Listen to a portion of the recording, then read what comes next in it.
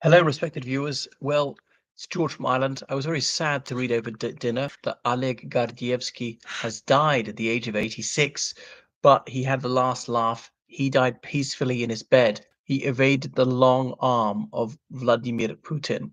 So Gordievsky is best known for being a KGB officer who was a double agent who was supplying extremely highly classified information to the United Kingdom at the height of the Cold War, and got away with it.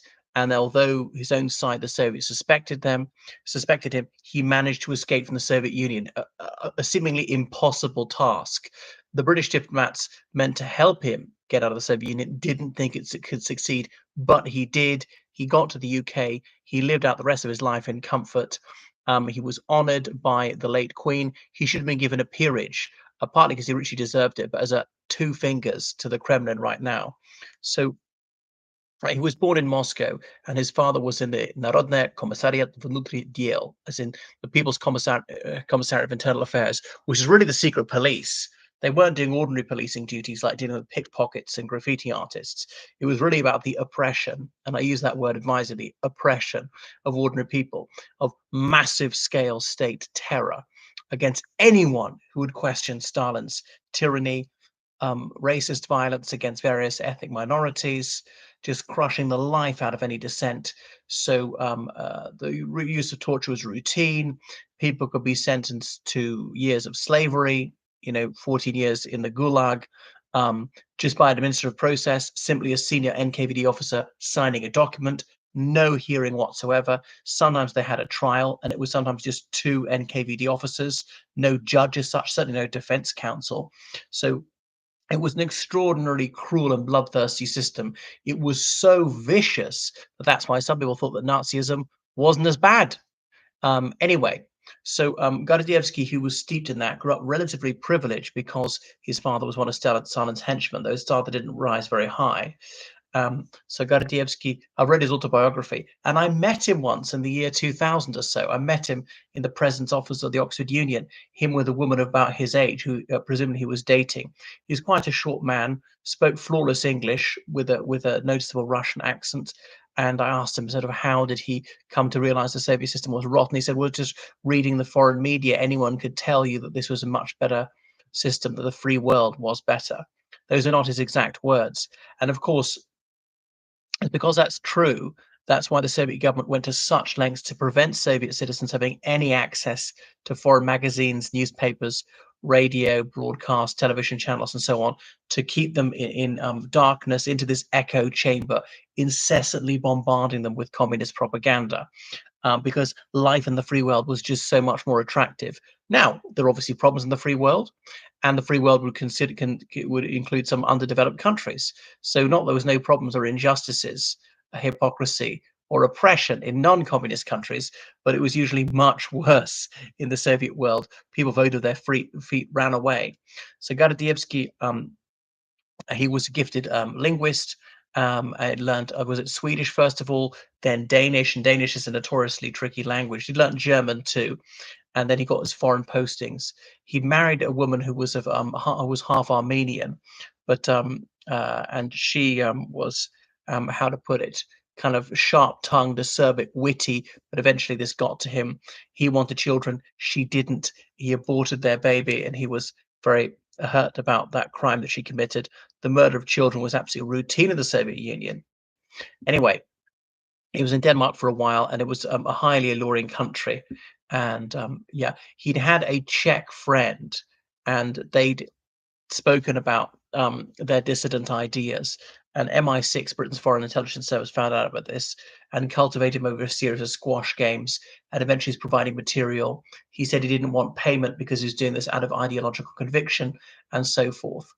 First of all, communicating with handlers in German because he spoke that much better than in English. Maybe I won't tell the whole story, but he got divorced. He started having an affair with this secretary in the Soviet embassy, who was half Azerbaijani, half Russian. And her father was such a bigot, he wouldn't even let her wear shorts. So he married her. He had two daughters with her, being posted back to Moscow, then to London, blah, blah, blah. And he obviously under diplomatic cover. He was in the by this stage it was Комитет государственной безопасности, the Committee on State Security, the first directorate, Первое управление, was concerned with foreign espionage. It had like over a dozen directorates with different areas of activities, like being bodyguards for VIPs or internal oppression and so forth. But they were the Aristos of the KGB, because going outside the Soviet Union anywhere was better than being in the USSR. Even in somewhere like the Central African Republic or Bolivia was better, because there's a chance to buy Western goods, bring them back often as bribes and things like that. So then he was in London, which he liked, and there was that guy, Mikhail Lyubov, who I think is still alive, Smiley Mike, who was an Anglo maniac, despite serving the Soviet cause. And so Gordievsky was a real intellectual. The really clever ones, especially if they were polyglots, got to go to foreign countries. And he was acting as a visa officer part of the day, conducting his espionage activities, trying to win over people to be sources. They talk about Michael Foot, sometime the leader of the Labour Party at the time, trying to get him as a source. He says that he was a source. I think Gordievsky was his handler. But Ron Brown, the Labour MP for Edinburgh Leith, trying to speak to him, but he couldn't understand the chap's accent. It was so dense. It was fascinating, and how Michael Bettany, an MI5 officer, tried to go over to the other side, but got caught. So Bettany, I mean, so far as I know, the last MI5 officer to do that. So then he was going to be made resident, as in head of the KGB in the United Kingdom. And because he was feeding everything to MI5, this was incredibly valuable for them. But he was asked to come back to Moscow for consultations. There were some suspicions, had he been rumbled. His MI5 handler said, "You don't have to go, just stay here, just defect to us. You done a sterling service for 10 years. But no, he thought he could brass it out, and he went back. And he realized under suspicion, interrogated. Fortunately, the MI5 had given him some pill which he was able to swallow to resist interrogation, because he believed they'd given him some sort of truth serum, the KGB, but it didn't work. And they weren't into torturing until they got a confession, because they might get a false confession out of him. They realized the mistakes of the Yevovshina in the 1930s, when the NKVD, or its predecessors, like, what were they? MVD, had murdered thousands of its own members on false suspicions of being enemy agents. But he stood up to that and managed to evade surveillance, because he would know how to do so, as in dry cleaning, changing his routes, jumping on and off buses at the last minute, using various staircases and escalators, and managed to get all the way to Leningrad, now St. Petersburg. And he activated a plan, an exfiltration plan, with MI6 in Moscow, and he was to hide behind a large boulder near the Finnish border. And some British diplomats had contrived an excuse to go out to Finland, and the KGB was following them all the time. They put huge resources. One of the reasons so poor, wasting all these resources tailing foreign diplomats. And when they weren't being tailed, he managed to get into their boot. The idea is he didn't bring his wife and children with him, but he didn't in the end, sensibly, and got to Finland. And wow, that was it. And met Margaret Thatcher, luncheon at Chequers, met Ronald Reagan, was really lauded. And obviously it was an enormous humiliation for the Soviet Union that he'd managed to get away. No one else ever managed that. Next Stop Execution, I read about it, his autobiography.